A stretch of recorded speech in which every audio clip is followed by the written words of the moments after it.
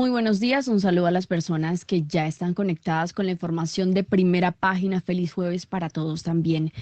Les contamos que Nvidia, estábamos muy pendientes en la jornada de este miércoles de los resultados que se iban a presentar y se ha dado a conocer que registraron unas ganancias superiores a las que estaban previstas para el trimestre de enero y también para las proyecciones de ingreso para el trimestre actual que superaron las expectativas. Sin embargo, las acciones se mantuvieron a un nivel bajo en las operaciones posteriores.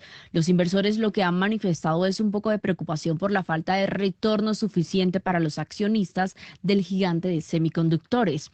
Y Beckett Schmieder, la directora ejecutiva de la consultora de TA Fusion Collectives, señaló que Nvidia generó unos 35.000 millones de dólares en efectivo durante el cuarto trimestre, estamos hablando del 2025, pero solo devolvió el 12% frente al 52% que había registrado en el año inmediatamente anterior para estas mismas fechas.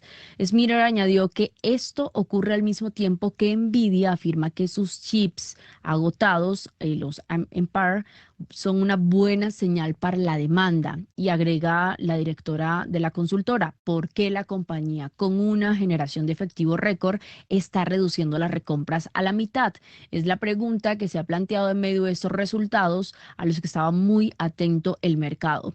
Esos comentarios han hecho eco de una pregunta formulada a los ejecutivos de la compañía en una conferencia telefónica que se cumplió posteriormente a la presentación de resultados, cuando analistas preguntaron si la compañía estaba planeando devolver parte de los 100.000 millones de dólares en efectivo que se prevía o que estaba previsto recaudar este año. La directora financiera de CollectRest destacó que Nvidia tiene como objetivo seguir invirtiendo en el ecosistema de inteligencia artificial de forma mucho más amplia, mientras que el director ejecutivo de Jensen Huang argumentó que el resultado de los modelos de inteligencia artificial sería la columna vertebral de la informática futura y por eso está todo el foco de atención de Nvidia en este tema para seguir invirtiendo allí a propósito de estos resultados y de las proyecciones que se plantean para este 2026. Son las 6 de la mañana, 13 minutos. Saluda a esta hora a nuestro analista que ya nos acompaña aquí en los estudios de Javeriana Estéreo, a Diego Palencia, que nos está acompañando durante esta jornada. Bienvenido, Diego, gracias por estar con nosotros. ¿Y qué tal vio estos resultados de Nvidia? Que estamos hablando hoy por hoy de la principal compañía, además en temas sobre todo de inteligencia artificial, que está marcando la parada, que está también marcando un poco el rumbo de estas negociaciones, de estas juego de poderes entre Estados Unidos y China. Buenos días, Kiara. Buenos días a toda la mesa de trabajo y a los oyentes. Muchísimas gracias por la invitación. Estamos teniendo en Nvidia el caso perfecto del mercado de valores, en donde llegamos a puntos intermedios de crecimiento. Los puntos intermedios siempre son momentos en donde la tecnología está cambiando a tal velocidad que sufre una euforia el mercado en general respecto a las posibilidades de crecimiento, pero después esto se va dispersando y van llegando ya las noticias normales, las noticias corporativas tradicionales, en donde las compañías infortunadamente no pueden crecer hasta el infinito y se empiezan a materializar los principales riesgos de liquidez, como lo decías muy bien, en el pago de los dividendos, de qué manera van a ser. Empieza a usted hacer el cálculo de cuál debe ser el retorno sobre la inversión cuando usted compró a precios altísimos la compañía o la acción. Y usted empieza a calcular sobre el valor al cual usted compró su acción. Entonces, cuando usted compró por encima de 180, de 190, pues usted está esperando que sea sobre ese valor que le van a calcular la operación, pero resulta que usted tiene que ir al valor contable y usted tiene que empezar a darse cuenta que contablemente las condiciones del flujo de caja son completamente diferentes, precisamente por lo que hablabas de la competencia que se están dando con China y con Rusia y con todo el eje hegemónico que actualmente está en contra de Estados Unidos, y empezamos a ver que las principales materias primas, las tierras raras, están teniendo también unos retornos y unos crecimientos que están golpeando los costos. Estamos viendo que la mano de obra cada vez se vuelve mucho más especializada y pues si usted quiere retener un ingeniero bueno, le tiene que pagar más. Y como usted ya es el ingeniero de NVIDIA, pues su hoja de vida es mucho más atractiva para el resto del mundo y todo el mundo se quiere llevar a su mano de obra. Entonces, hay una cantidad de elementos que son mucho más estratégicos y que debe llevar a la calma a los inversionistas y es darse cuenta que los retornos sobre inversión de esta compañía son espectaculares, que hay que darle un respiro, pero resulta que precisamente por eso se crean las euforias, se crean las burbujas, se crean los momentos locos, y es que no hay racionalidad sobre la dinámica de corto plazo. Y ahí Nvidia y su CEO tienen que mandar un mensaje contundente.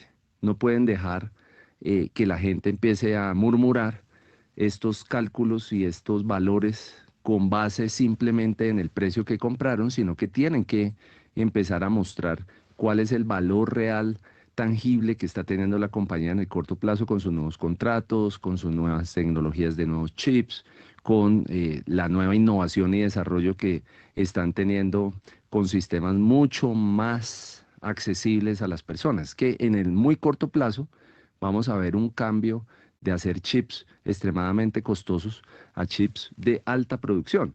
Y entonces eso va a abaratar demasiado el resto de componentes electrónicos que se están construyendo. Y esto es positivo para Nvidia en el corto plazo, pero en el mediano plazo está cambiando el modelo de negocio. Entonces también es necesario que los inversionistas comprendan que la velocidad con la cual cambia la tecnología hoy ya no es de décadas, ya no es cada 5 años, ya no es cada año. Incluso en el caso de Nvidia, cada trimestre estamos viendo un cambio radical de su modelo de negocio. Lo veíamos en los carros eléctricos. Los carros eléctricos, las baterías están creciendo de manera exponencial. Antes una batería de un carro se demoraba en cargar 4 horas, hace un año 2 horas, hace 6 meses 1 hora y ahorita en 20 segundos. Si usted está comprando un carro que se le demora 20, 40, 1 hora, ya estás por fuera y estás comprando algo obsoleto incluso. Y entonces tienes que saber que los tiempos, la variación de estos modelos de flujo de caja, ya se están volviendo mucho más continuos y no discretos como veíamos antes. Antes podíamos contar hasta 10 y no pasaba nada. Ahora ya tenemos que contar por milisegundos y cada segundo tengo que calcularlo para determinar si realmente es el valor óptimo o si estoy en un activo que está al perfil de riesgo que normalmente tiene un inversionista profesional. Nvidia en este momento está solo para inversionistas profesionales, no es recomendable para inversionistas minoritarios. Eso iba a preguntarle, ¿quiénes invierten en Nvidia? Grandes fondos de inversión, grandes desarrolladores de capital de riesgo, grandes fondos que están buscando cambiar el mundo porque su objetivo principal es encontrar nuevas tecnologías para generar mayor flujo de caja y esto presiona de manera inclemente el flujo de caja de Nvidia y precisamente es uno de los componentes más complejos porque estos son fondos estructurados que en un momento van a salir y ellos son los únicos que saben en qué momento van a salir y pueden dejar a un minorista montado en una montaña rusa. Muy bien, 6 de la mañana, 19 minutos. El planteamiento entonces, después de la presentación de resultados, se logró entonces un crecimiento en las operaciones posteriores al cierre del 3,5% de las acciones de Nvidia, impulsando, por supuesto, Wall Street, de lo que vamos a hablar más adelante. Por ahora, hablemos de cómo se ha comportado el mercado, cómo reaccionó el mercado en las últimas horas en Asia y las movidas económicas en ese lado del mundo. En Primera Página Radio, las bolsas del mundo.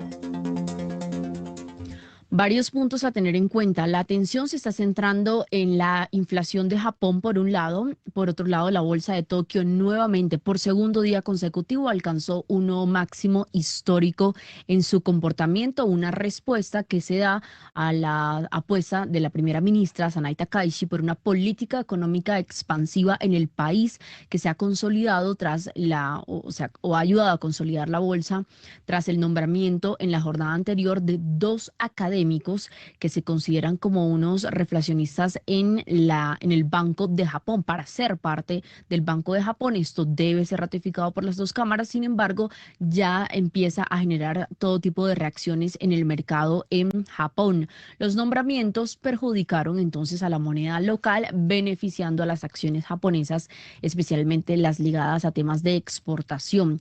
Así las cosas, el Nikkei, que es el principal indicador de la bolsa de Tokio, subió un 0,29% este jueves y volvió a cerrar con un máximo histórico por segundo día consecutivo. Los índices japoneses ampliaron las ganancias en esta última sesión después del nombramiento por parte de Tokio de dos académicos con posturas moderadas para ser parte del Banco de Japón, y esto genera también mayores dudas sobre los planes del Banco Central de subir potencialmente las tasas de interés. El Nikkei agrupa a los 225 títulos más representativos del mercado y entonces alcanzó un avance del 170,27 puntos y superó los 58.700 unidades. Seguimos con el Topix, que es el selectivo más amplio que incluye a las firmas de mayor capitalización y tuvo una sumatoria del 0,97%. La atención, como lo decía hace poco, está entonces concentrada también en los datos de inflación al consumidor de Tokio, que se van a publicar mañana y que darían un poco más de indicios sobre el comportamiento de la economía de Japón a puertas de decisiones del Banco de Japón, pero sobre todo con estas dinámicas que están dándose en espera de las decisiones que pueda tomar la primera ministra Sanai Takaichi, que recordemos arrasó con las elecciones parlamentarias, y esto también ayudaría a que se impulsen sus políticas y sus medidas en temas de política fiscal. El índice de referencia de la bolsa de Shanghai cayó hoy levemente un 0,01%, mientras que el parque de Shenzhen tuvo una ganancia del 0,19%. Si revisamos la bolsa de Hong Kong, el Hang Seng cerró con pérdidas. En este caso estamos hablando del 1,44%. Esto principalmente ante el descenso de las tecnológicas después de los últimos resultados del gigante de tecnología de Estados Unidos, Nvidia, que estábamos hablando hace pocos minutos de este tema, y al pues no lograr apuntalar un poco la confianza sobre la perspectiva en temas de inteligencia artificial. Es parte de lo que se analiza en el mercado, el impacto de estos resultados. El índice que mide el comportamiento de las compañías de la China continental y que cotiza en el parque hongkonés, el Hang Seng China Enterprises, tuvo una caída del 2,44%. Mientras que el Kospi, que es el principal indicador de la bolsa de Seúl, sí tuvo una tendencia contraria, alcanzando un crecimiento este jueves 26 de febrero del 3,67% por las ganancias de los valores relacionados con los chips, y también registró un nuevo récord en medio de toda esta racha alcista que ha llevado a cerrar por encima de los 6.000 puntos por primera vez.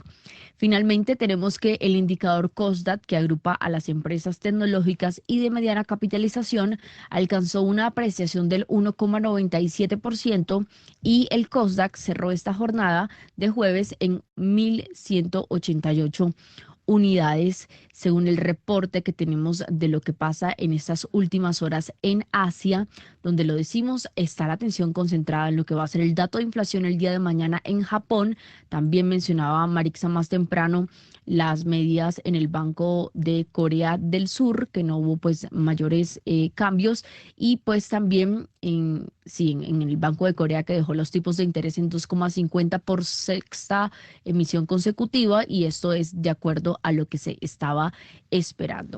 Entonces, Diego Palencia, Asia, muy concentradas las dinámicas, especialmente en Japón, con las medidas que pueda estar tomando la primera ministra, pero además el rumbo no que pueda tomar las nuevas decisiones del Banco de Japón frente a estos académicos que se han nombrado para ser parte de la Junta, que como lo decía deben ser ratificados, pero que le darían un cambio diferente a la dinámica que se viene pensando sobre las alzas en las tasas de interés, que también concentra muy bien la atención en general en el mundo, por lo que hemos hablado en otras ocasiones aquí en Primera Página. Así es, Japón en este momento tiene un cambio de gobierno bastante particular, un gobierno con la nueva primera ministra que ha determinado que el camino prudente, que no es prudente, es seguir aumentando el endeudamiento, que ya iba por encima del 250% y que ahora muy probablemente 350 suena algo racional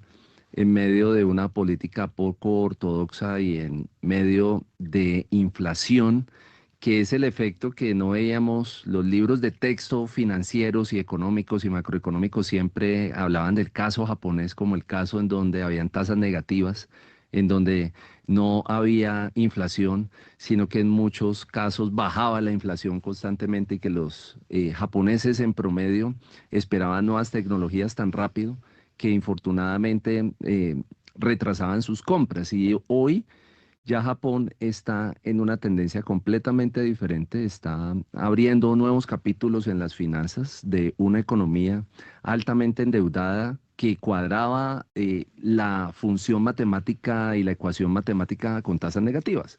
Pero ahora que ha empezado a subir las tasas, el desequilibrio macro y micro ha sido muy pronunciado con un agravante.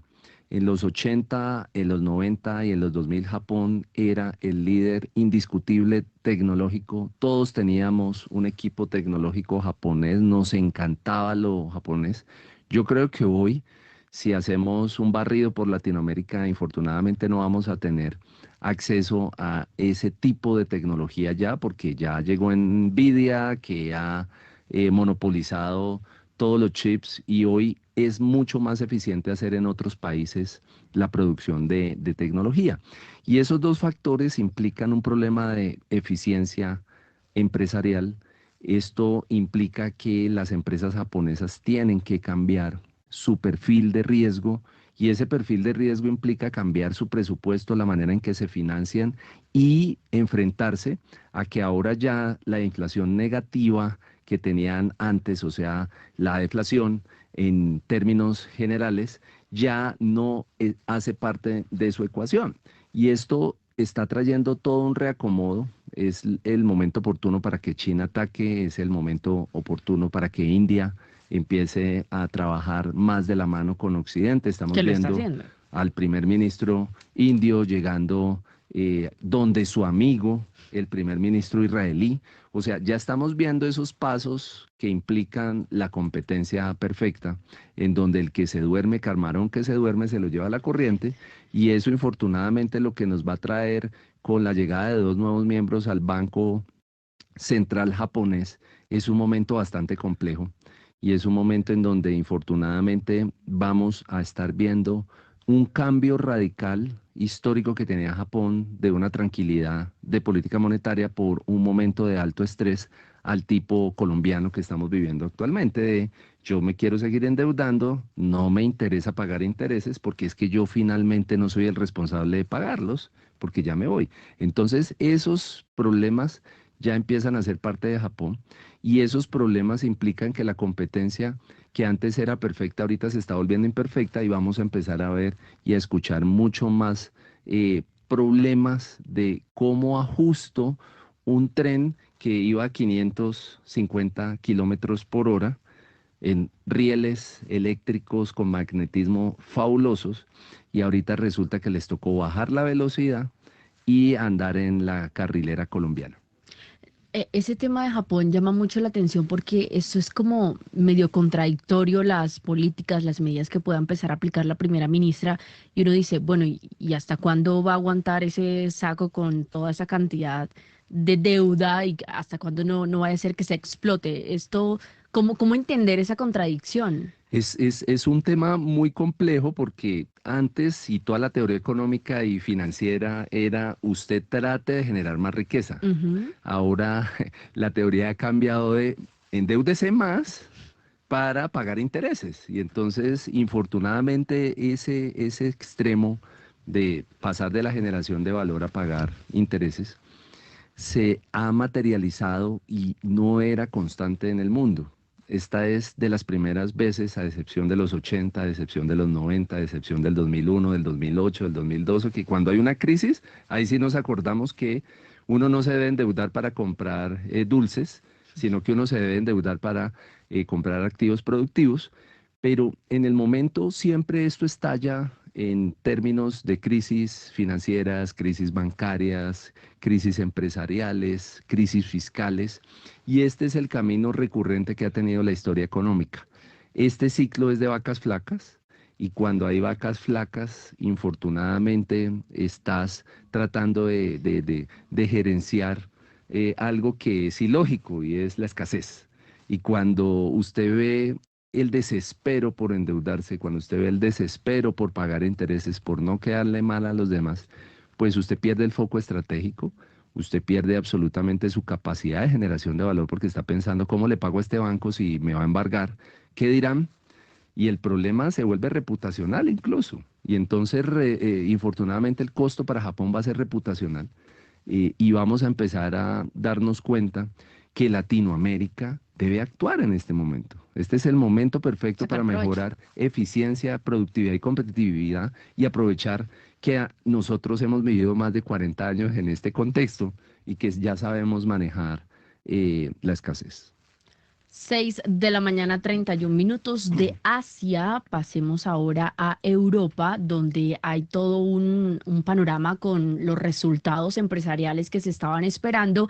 Esto han superado un poco las expectativas, pero lo que se ha dicho por parte de Bank of America es que definitivamente la cobertura sigue siendo muy débil y hay fuertes penalizaciones del mercado para las empresas que no cumplen con las estimaciones en cuanto a resultados previstos. Las acciones europeas entonces se están cotizando de forma mixta este jueves, mientras los inversores están analizando todos estos resultados corporativos regionales, así como las cifras del gigante de chips Nvidia en Wall Street.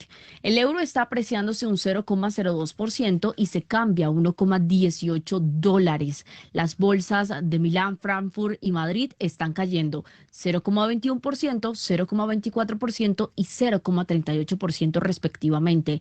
Por su parte, Londres está subiendo un 0,11% y la bolsa de París está al alza un 0,28%, mientras que el Eurostock 50, que es el índice en el que cotizan las empresas europeas de mayor capitalización, está cediendo, está cayendo un 0,7%. A las 6 de la mañana, 33 minutos, vamos con nuestros aliados de Radio Francia Internacional que nos tienen detalles de esta reunión que se cumple en Suiza para poder garantizar un diálogo que permita una solución entre la guerra de Rusia y Ucrania con Estados Unidos allí de por medio. Estarán el principal negociador ucraniano Rostem Umerov y los enviados del presidente Donald Trump, Steve Witkoff y Jared Kushner. Ambas partes buscan ultimar detalles para el encuentro trilateral con Rusia en el mes de marzo. Dicha reunión es un paso más del plan del mandatario estadounidense para poner fin a la guerra en Ucrania, aunque de momento no ha logrado ningún avance significativo. Este miércoles conversó por teléfono con su homólogo Volodymyr Zelensky para preparar ambas reuniones, según indicó el mandatario ucraniano en X, agregando que esperaba avances en esta etapa. La agencia estatal de noticias rusa TASS informó que el enviado para asuntos económicos del Kremlin, Kirill Dmitriev, también tiene previsto estar en la ciudad suiza, aunque no se tiene prevista su participación en dicha reunión. Mientras tanto, en el terreno, el conflicto no para. Las fuerzas ucranianas informaron de nuevos ataques en la capital con drones y misiles balísticos. También anunciaron ataques en Kharkov, Zaporilla y Dnipropetrovsk, este del país, dejando al menos 23 heridos.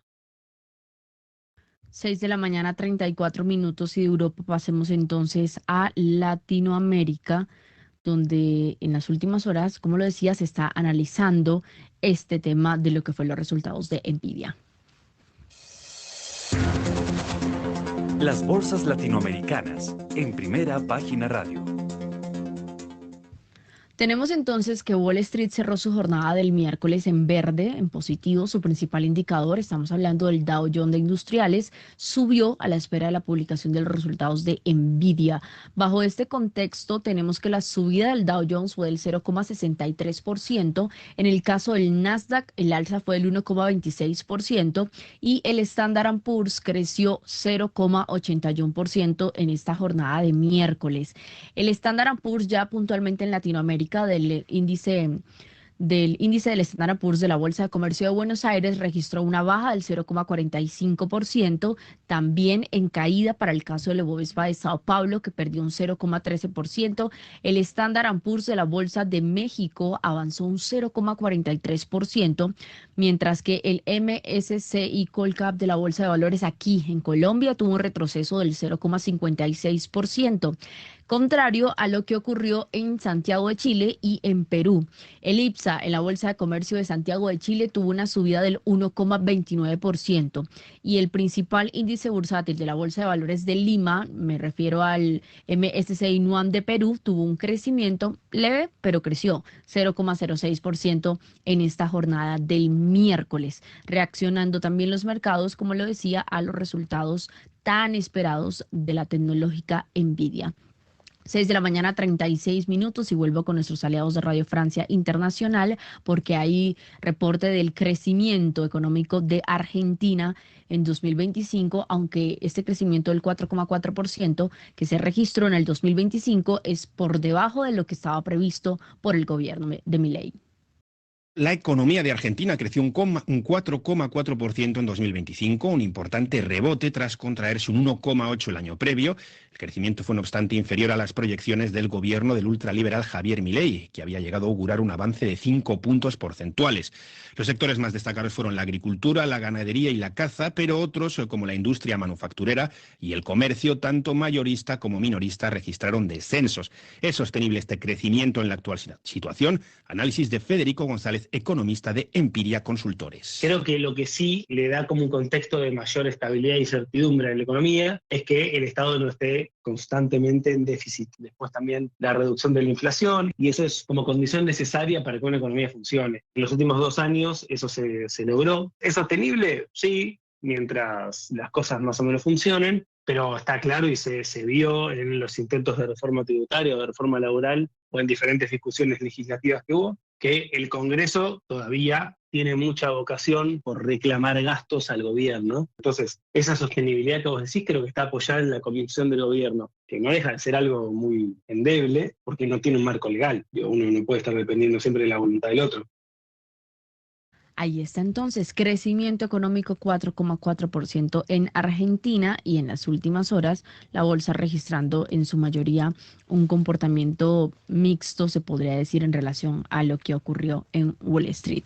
Don Diego Palencia, Latinoamérica, como lo decía usted, hay que sacar provecho. ¿Estamos sacando provecho realmente de todas estas movidas que se están dando en el resto del mundo? Infortunadamente estamos en un proceso geopolítico muy complejo. Colombia acaba de declararle aranceles a Ecuador, castigando una de las economías de hermandad más importantes. O sea, estos sí no son hermanos de nosotros, los del otro lado sí son más hermanos ideológicamente.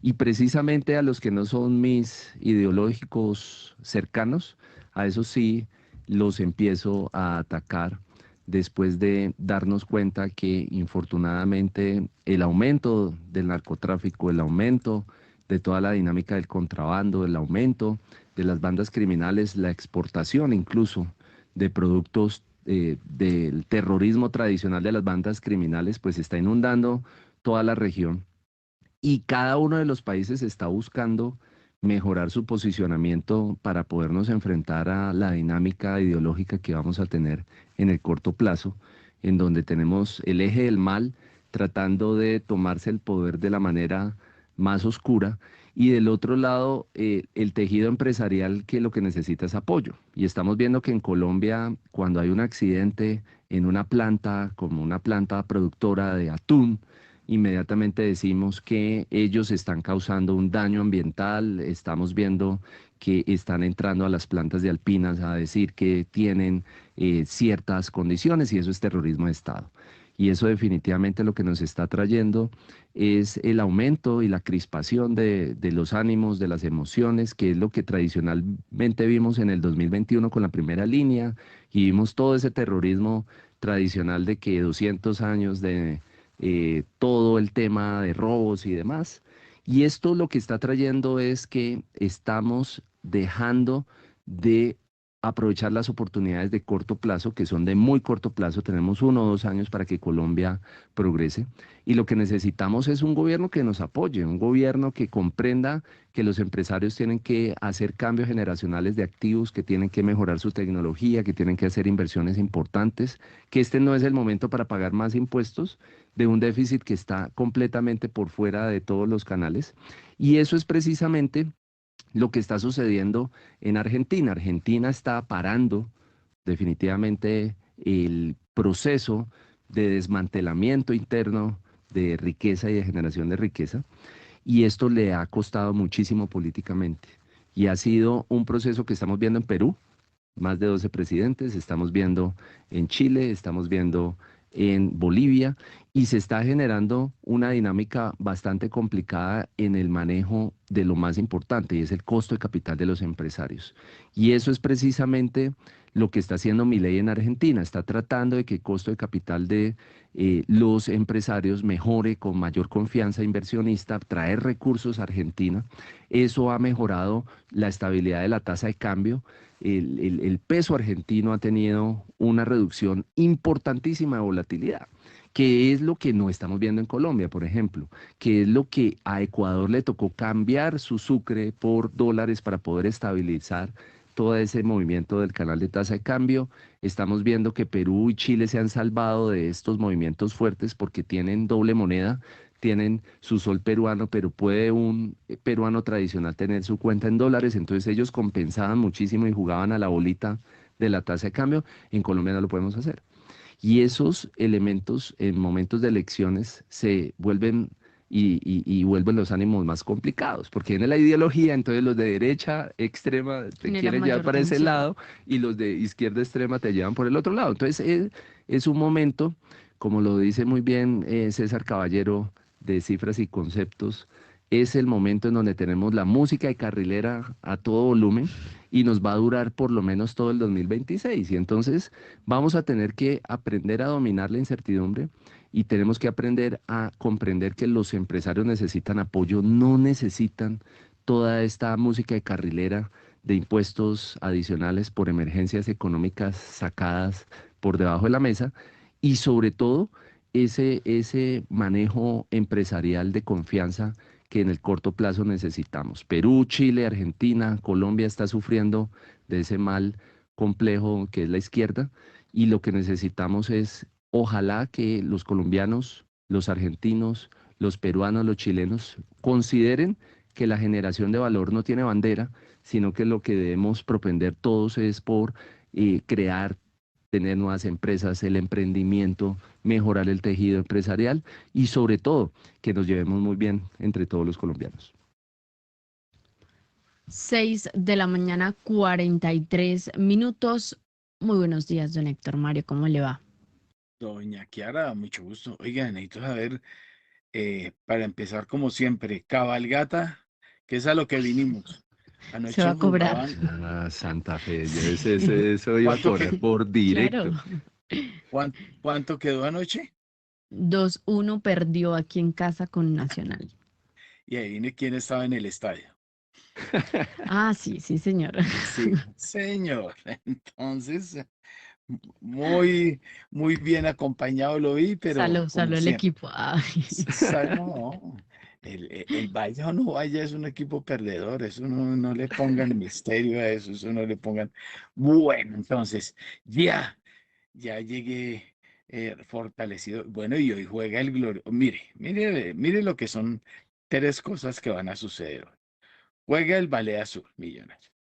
Juega contra el equipo de mi tierra, el Deportivo Pereira, ¿no? Que está vuelto nada, eso está bajo reestructuración, tomado, no les pagaban a los jugadores, bueno, ese es el desorden. Entonces juega con el Pereira. Y tercero va a suceder una cosa muy impresionante. Resulta que, como yo siempre digo, a mí me gusta hablar de fútbol porque jugué fútbol, ¿no? Los que nunca han jugado de eso, ¿no? Que juegan canicas y son expertos. Entonces, sí, entonces em, en 1974, ya hace unos añitos, ¿no? jugué yo en el Estadio El Campín. Entonces, nos invitaron porque éramos el equipo ganador de la tercera división de la Liga de Fútbol de Bogotá, que era la liga importante después de el fútbol profesional, y en esa época no había B, sino que se llamaba reservas, y luego yo pasé a reservas de Millonarios. Entonces, alguito se ha hecho desde ese punto de vista, Usted era pero hay compañero de un... Falcao. No, no, porque Falcao le llevo algunos añitos, ¿no? O sea, Él es eh, vampiro, él es vampiro. sí, exacto. Bueno, el asunto que va a suceder esta noche es que mi nieto sale de la mano de los jugadores de Millonarios al campo de juego. Entonces, eso es una cosa impresionante. Entonces, él ya juega fútbol y esas cosas. Además que lo estoy tratando de evitar que se deje contagiar, porque como anda por Barranquilla, pues que termine siendo del Junior. El niño sabe Imagínese, lo que es bueno, el Sí, niño sí, sabe lo que es totalmente, bueno. totalmente. imagínese lo que le podría pasar. Entonces le estoy ahuyentando los males desde ahora. Entonces, ya con la salida de Millonarios, ya que tiene todas las camisetas, todos los autógrafos, que esta noche en el estadio lo van a estar viendo, además, porque no había ni boletas, casi no consigo yo para ir a para ir a llevarlo al encuentro con los jugadores de Millonarios, porque como hay abonos, eso Allá, está vendido, ¿no? Eso está claro. vendido. Entonces, muy complicado, pero bueno. Ya conseguí una invitación especial, voy a estar en palco y bien la cosa. Entonces, ya, cabalgata hecha, listo. Usted es como Oiga, el tío de Valderrama. Si ¿por no le qué? dan la boleta, no va a Sí, fútbol. no, sí, Famoso. exactamente. Así es. Y además que es que no lo dan. Acuérdate que es que de nada vale, a veces de nada vale la boleta, ¿no? Sí, sí, sí, sí. Yo entré con la boleta al Moneycon y me sacaron a coscorrones. Entonces, No, sí, claro. Acuérdese la historia que yo conté, claro, claro. y todavía no me han llamado a decir, qué pena, señor Rodríguez, ¿no? Ay, ay, ay. Ese, esa es una preciosidad. Bueno, Ave María. y eso que yo era aliado, ¿no? VIP. Aliado con Money, bueno, pero bueno, eso es, de pronto aprenden un día a ser gente. Bueno, el Ave María. asunto, bueno, Diego, la pregunta era lo siguiente. Entonces, como usted sabe, nosotros tratamos, y yo especialmente, yo veo un político y me da erisipela. Antenoche estuve saludando a uno y el tipo era, sí, vamos a hacer el proyecto. Y yo no sé qué, y yo le dije, ¿cierto que usted es político? Y entonces soltó la carcajada y le dije, no, pues, ¿qué puede pedir uno más? Bueno, pero vamos a lo que pasó ayer. Encuestas, ¿no? Estamos a eh, 2 semanitas, de semana y media ya de lo que va a pasar. Y bueno, pasan cosas tan graves como lo de el decreto de emergencia económica, ¿no? Ya oyó, un No, decreto una tragedia. usando la tragedia, pero levantar todo las prohibiciones que hay, ley de garantías, se llama ley de garantías. O sea, lo único que se va a hacer es no garantizar nada, ¿no? Total. Contraten, Un contraten. terrorismo de Estado económico. No, es gravísimo. O sea, están haciendo todo. Y eso fue de lo que lloraron todo eso. Sobre eso denunció toda la vida Gustavo Petro. Todos estos zurdos anduvieron por la vida mostrando que el sistema era corrupto y todo por culpa de los demás, y ahora están ellos involucrados, pero hasta la saciedad, ¿no? Pues hoy empieza el proceso de eh, enjuiciamiento contra los involucrados en los de la Comisión Interparlamentaria, ¿no? O sea, Imagínese. eh, Diego, usted que ha estado muy ligado a Primera Página, pues muy poco en Colombia se hablaba de la Comisión Interparlamentaria de Crédito Público, porque había gente que ni siquiera sabía que existía, ¿no? De Y acuerdo. Primera Página toda la vida ha ido a las sesiones, consigue las actas, y ahí fue cuando Recuerde, hace un tiempito sacaron a coscorrones al funcionario que se convirtió en el incómodo para ellos y luego terminaron recibiendo dádivas del gobierno. Y ahí está, proceso penal encima. Entonces, esa es. Pero bueno, ya me desvié un poquito. El cuento mío va al asunto. Ya vio, o sea, yo no entiendo y sí entiendo. Yo lo dije y creo que Kiara puede dar fe de que, ojo que la cosa no se puede dar por descontada, ¿no? Yo veía desde el año pasado muchos diciendo, oiga, ya vamos a pasar la página y mis socios todos los días dice, ¿cuántos días quedan, no? De ¿Cuántos acuerdo. días? Exacto. Pero, 163 días. sí, Yo pero ya ahorita conté. creo que ahora ya van 99, quedan 99, 98, No, algo así. todavía no. Sí. ¿No? Sí. No, ciento y pico todavía, sí. 163. ¿Tantos? Sí. Alguien está llevando unos cuentos que no son, pero bueno. Bueno, pero el asunto, vamos al tema del panorama político. Kiara puede dar fe de lo que yo digo. Sí, señor. Ojo, que eso no está ganado. La gente dijo, es que damos por descontado, va a haber cambio de gobierno, esto cambió y todas estas cosas. Y mire el fortalecimiento que se pegó. O sea, es que incluso iban T a T el señor de las Priella, que ojalá no le, eso es lo peor que le puede pasar a este país, y el señor Cepeda. Y ahora Cepeda le cogió ventaja. Y resulta que ahora empezaron a subir otros que supuestamente nada que ver, hasta Claudia. Entonces, Claudia, López, Roy se devolvió y está pasando todo lo que está pasando, pero uno ve fortalecido. O sea, ¿cómo será que hasta la imagen del presidente mejoró? Sí, ¿cómo? O sea, después de este desastre, pero bueno, con salario mínimo reajustado el 20 y pico%, pues cualquiera empieza a aparecer en los primeros lugares. Pero no sé, ¿cómo está viendo usted el panorama? Que yo lo veo más enredado que antes. O sea, si no había siquiera quien fuera a ser la figura de la contraparte sobre la gobernante, ahora sí que menos. O sea, bueno, ¿cómo será que es que hasta el desaparecido, el muerto viviente, que es, ¿cómo es que llama? Santiago, el de Barranquilla? Jaramillo, Botero. Botero. Botero, eso, eso. Ahí está la Biblia de Barranquilla. Bueno, Santiago Botero se había desaparecido, no había vuelto y ya hasta salió resucitado en las encuestas. Entonces, y ojo con una historia, ¿no? Él es el candidato de los señores Daes. Hay una historia que se va a revelar precisamente sobre Santiago Botero y quién es su empresa y quién es el dueño de la empresa, ¿no? Entonces, ojo, con documentos, ¿no? Entonces, esas historias son las que faltan, pero bueno, resumo, ya di bastante contexto, bastantes elementos y vi que por ahí está nuestro amigo de Corfi, em, que ya Y de aterrizó Alianza. también. Sí, don César Pavón, creo, sí, sí fue César el que llegó, sí. Sí, Sí, sí. hola Sí, Héctor Mario. César Pavón y Carlos Velázquez también de Ah, Alianza, con bueno, usted. Ya no, están por esto acá. está completo. Ah, no, entonces Ujú. ahora sí me voy. Bueno,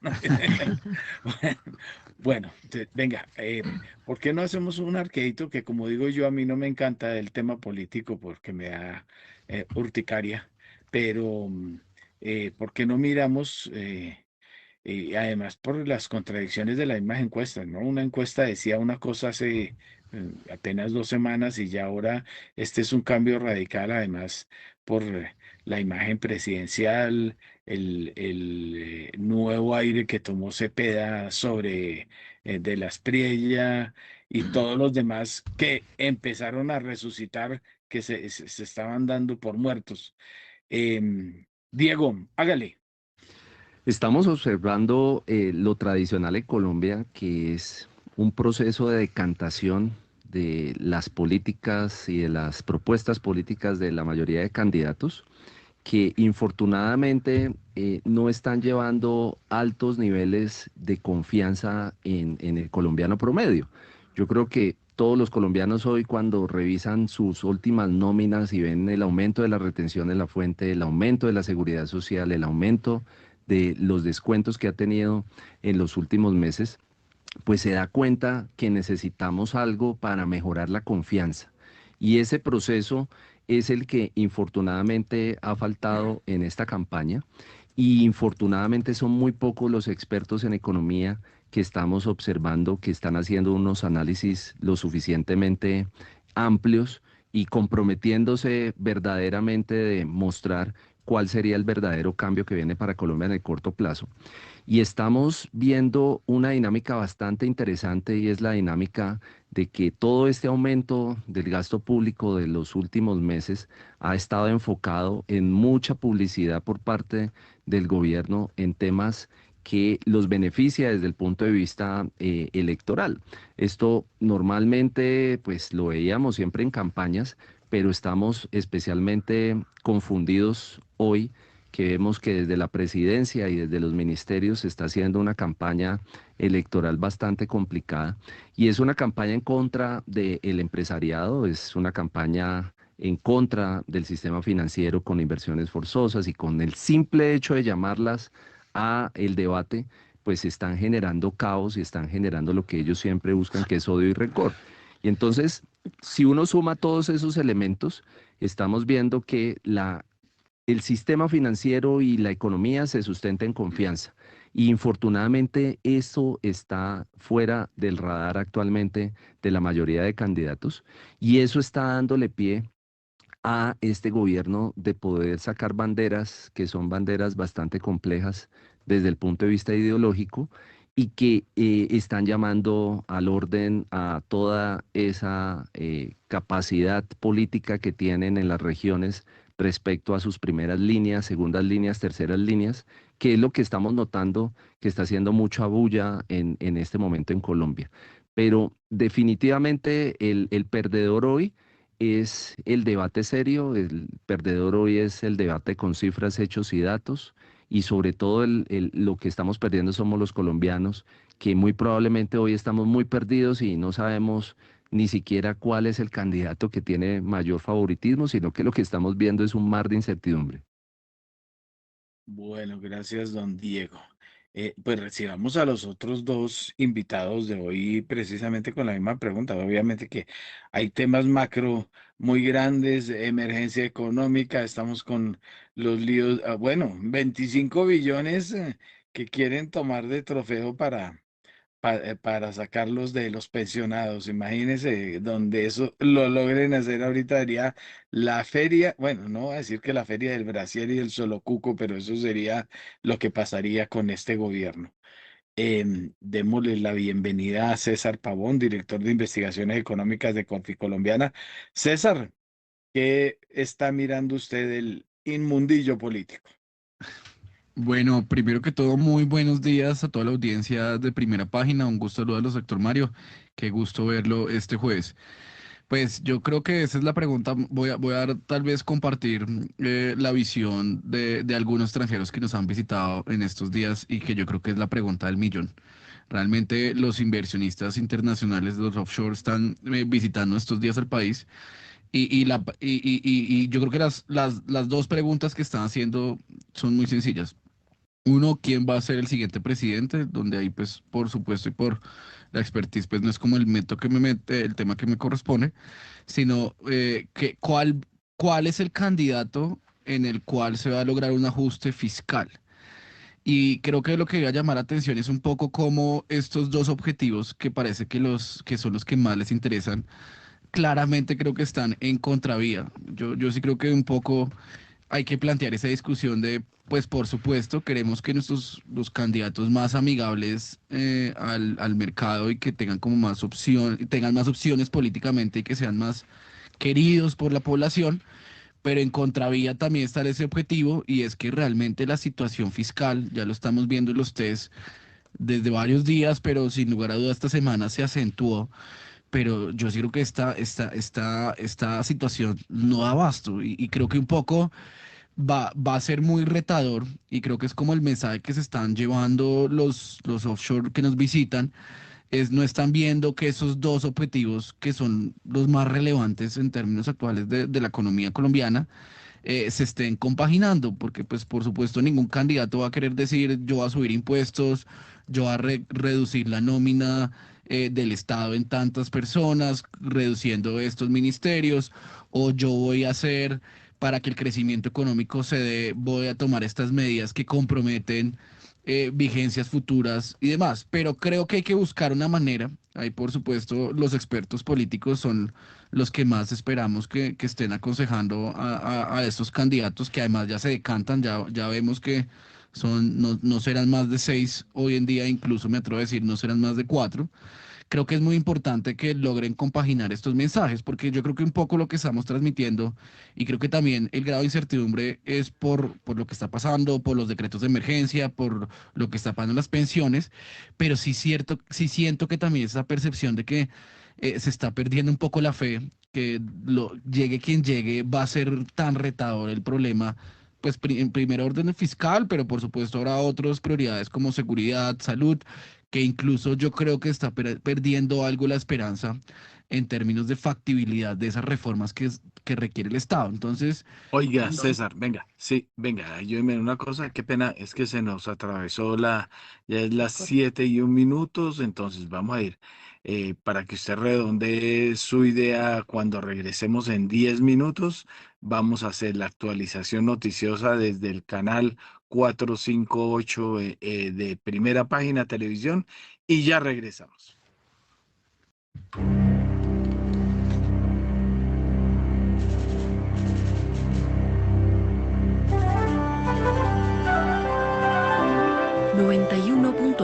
Javeriana Estéreo, Bogotá. HJKZ. Sin fronteras.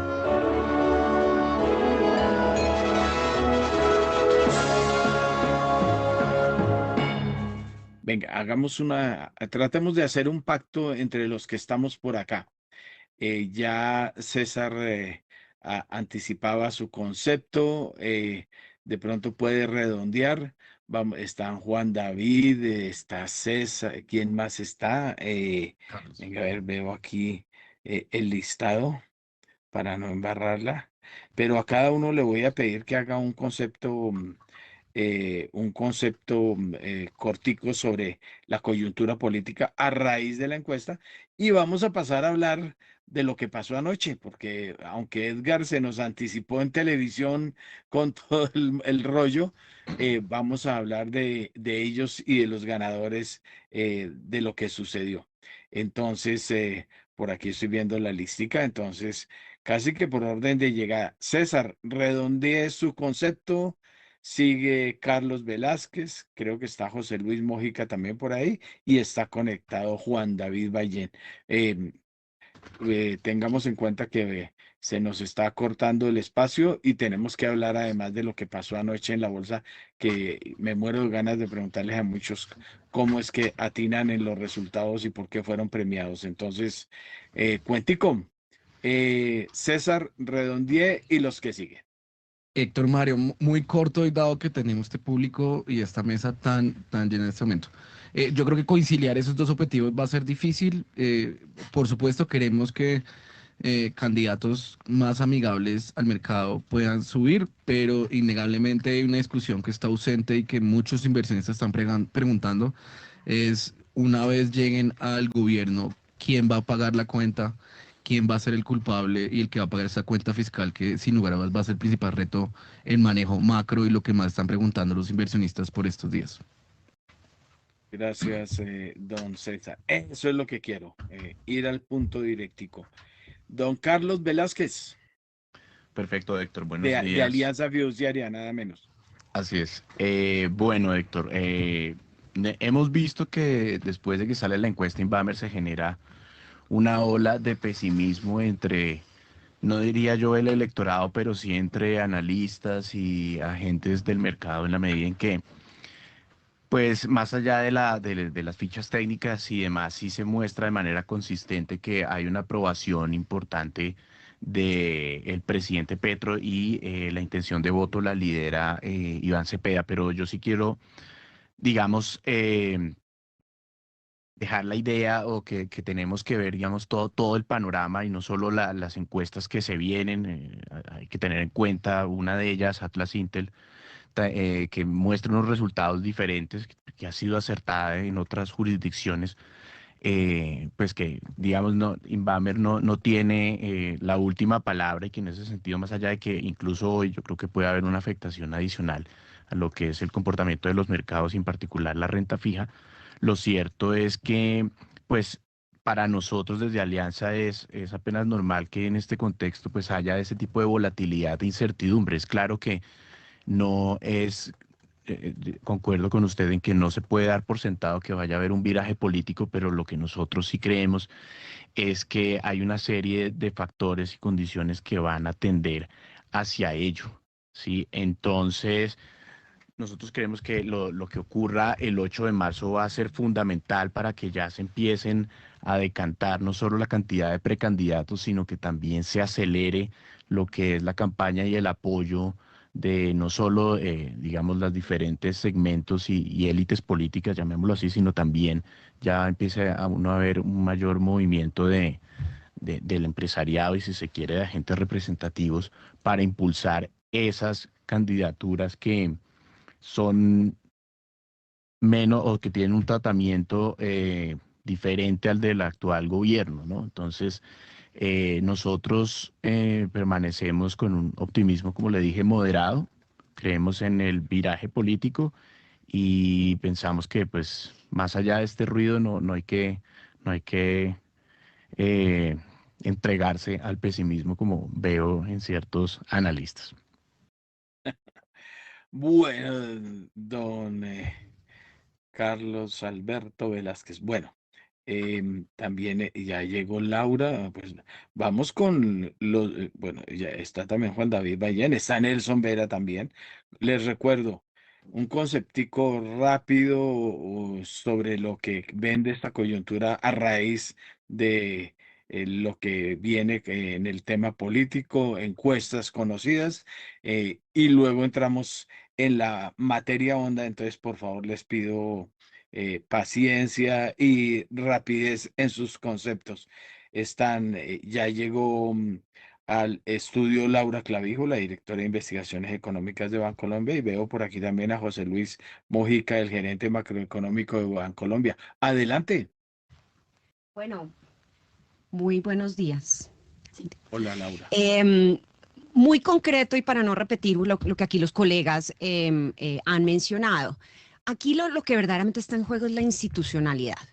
Lo hemos mencionado y creo que todos los analistas, el marco jurídico, legal y en especial el andamiaje de política macroeconómica está hecho para tener, digamos, un giro hacia políticas, digamos, más pro mercado. Así que en juego está no solo en las elecciones los siguientes, digamos, 4 años de mando, sino en parte también la capacidad, digamos, de blindar la institucionalidad, que repetimos, es uno de los principales valores que tenemos en nuestro país, ese manejo macroprudencial que hemos venido, digamos, claramente minando.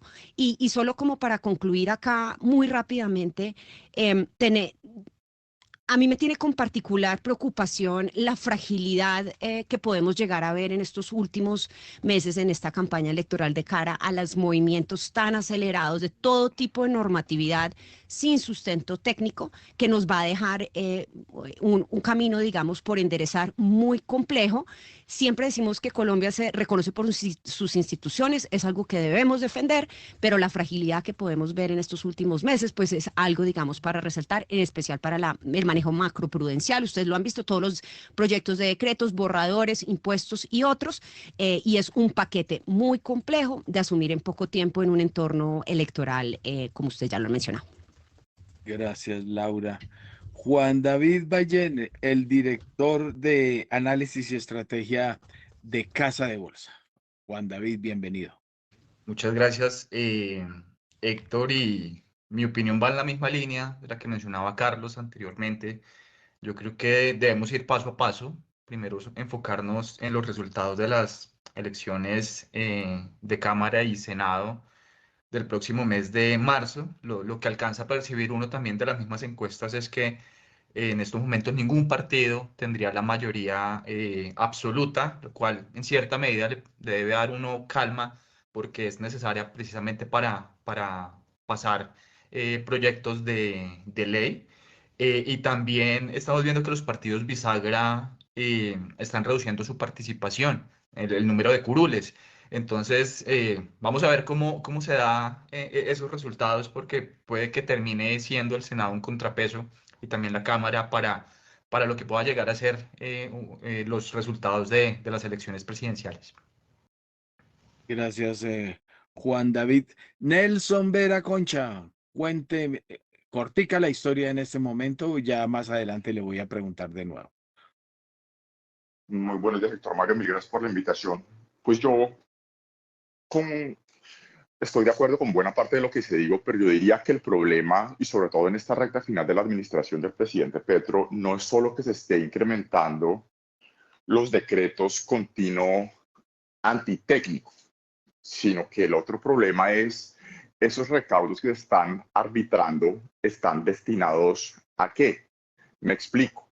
El decreto del artículo 76 de los traslados de las pensiones de los 25 billones, el problema no es solo que eso allegue o esté destinado a menor ahorro, que era todo el frente de los pilares de agravar el principal problema de un régimen de prima media de colpensiones, que es insostenible fiscalmente e insostenible demográficamente, y que por ende esos mayores subsidios de la gente que se traslada hoy, que no se pasen esos ahorros, que se pasen esos ahorros directamente a colpensiones, pues es mayor tributación futura.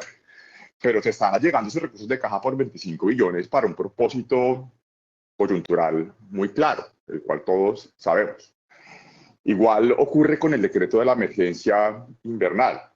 Yo creo que todos estamos de acuerdo en el hecho sobreviniente de la inundación de Córdoba, pero pues sí tenemos que tener un poco más de mesura en el análisis de no solo es completamente antitécnico un impuesto al patrimonio a las personas jurídicas, que, como bien lo mencionaban, es un abrupto conceptual. Usted no puede simplemente gravar los activos productivos por el simple hecho de existir, número uno, sino número dos, ¿para qué quiere esos 8 o 9 o 13 billones de pesos? Cuando el histórico de las emergencias económicas desde la de Santos 1 para allá en el año 2010 cuestan no medio punto del PIB, sino probablemente una tercera u una quinta parte de eso. Entonces yo creo que los economistas no nos podemos quedar simplemente en el análisis de los proyectos son antitécnicos, que en efecto lo son, sino hay un problema país mucho más complicado con la amenaza institucional que bien mencionaba Laura, y esa amenaza institucional tiene nombre propio y la preocupación principal es estamos pudiendo sacrificar la confianza que tiene el público en una institución como el Banco de la República, donde las minutas mes a mes nos muestran la precaria razonabilidad conceptual que están teniendo allí las discusiones. Y lo traigo a colación porque si hay algo que ha quedado claro en la historia de las economías emergentes es que cuando se desmadra la inflación y usted tiene un origen fiscal y un problema fiscal, la autoridad monetaria no puede reencauzar la inflación sola. Y no es un elemento simplemente cíclico de querer no explotar la curva de Phillips, de aguantarse la tentación de estímulo de corto plazo. No, no, no. Es un riesgo de dominancia fiscal complicado. ¿O porque cree que Argentina durante los últimos 50 años o Brasil en los 90 u otras economías emergentes tenían inflaciones persistentemente por encima de su... No había metas en ese entonces, pero persistentemente altas en cualquier etapa del ciclo económico? Entonces el tema es bien complicado y yo concuerdo en la amenaza institucional. Tom, mil gracias, don Nelson. ¿Quién me faltaba acá? Ah, José Luis. Estoy revisando. Perdónenme que soy viejito, entonces todavía no me acuerdo de todo. Sí, José Luis Mojica nos faltaba. José Luis, su concepto rápido. Las personas que nos están oyendo en este momento, yo me uno a la mayoría de los comentarios que acaban de hacer mis copanelistas. Lo único que agregaría es que quizás, y al margen del análisis político que no nos corresponde del todo como analistas económicos puramente, lo que diría es que el tema fiscal se está volviendo preponderante, si no es que ya es uno de los principales retos que va a enfrentar el siguiente gobierno y que a la postre empezar a enviar unas señales un poco más benévolas en ese sentido, más prudentes y más responsables, se ubica como la tarea de primer orden del día en un contexto de altos déficits, de una deuda que inercialmente está creciendo de una forma preocupante y que en todo caso esos retos para el próximo gobierno pues van a quedar y van a ser cero triviales de resolver. Gracias, José Luis. Bueno, entonces ahora sí le voy a dar paso a Edgar Layton para que presente lo que sucedió anoche y obviamente para que nos cuente cómo fue el encuentro en la premiación de la Bolsa de Valores de Colombia. De hecho, tenemos a varios de los ganadores como invitados precisamente sobre este asunto. Don Edgar, dele con su historia. Héctor, es que estoy moviéndome en un evento que organiza uno de nuestros analistas de los jueves, que no pudo asistir, que es Edgar Álvarez.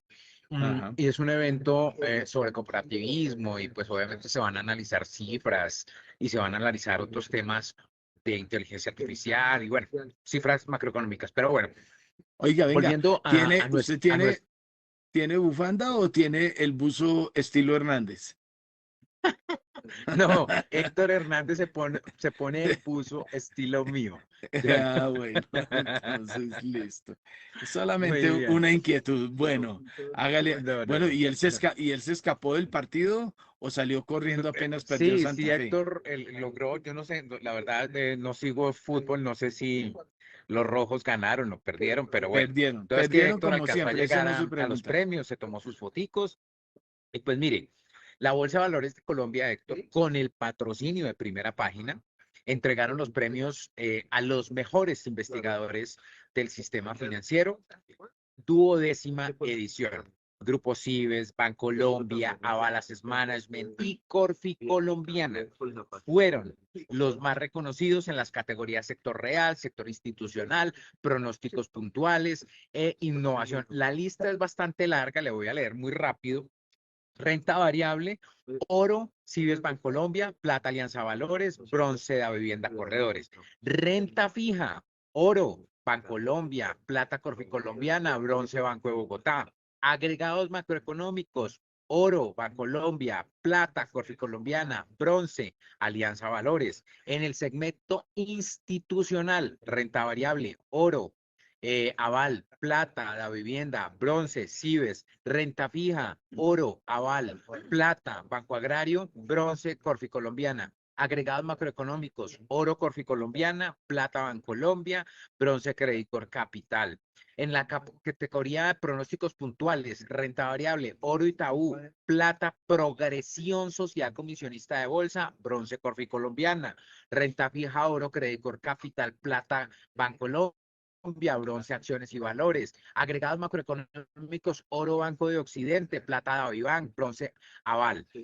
Tasa representativa del mercado, casi nadie le pega. Esto es lo que dicen los analistas mismos, es el que adivino le pegue al dato del dólar, se haría muy rico, pero vea, aquí están las categorías: oro, Alianza Valores, plata, progresión, bronce, Occidente. Y en innovación, oro, Corficolombiana, plata, Cibes, Bancolombia, bronce, aval.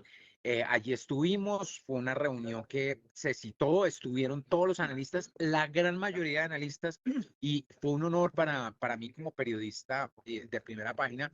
En la mesa en la que me dice, obviamente todas las mesas tenían ganadores, pero en la mesa en la que me dice, todos eran ganadores, incluso yo. Porque Primera Página le pega mucho también al dato de inflación. Entonces, Héctor, fue un evento bastante importante. Todos los analistas del mercado estaban allí. Un evento que, como le digo, empezó a las 7 de la noche y terminó, yo creo, porque yo me fui a las 11 de la noche. Creo que terminó por esa hora. Entonces fue un evento bastante importante. El gerente general de la Bolsa de Valores, analistas, diferentes empresas del sector financiero y Primera Página presente en este evento, Héctor. Eso es el resumen, teniendo en cuenta que poco es el tiempo que tenemos en radio, entonces ese es el resumen de lo que ocurrió anoche, Héctor Mario. Pues entonces, precisamente para eso los invitamos. Tenemos varios de los ganadores en nuestra mesa de trabajo hoy y cada uno, pues, le voy a dar la palabra.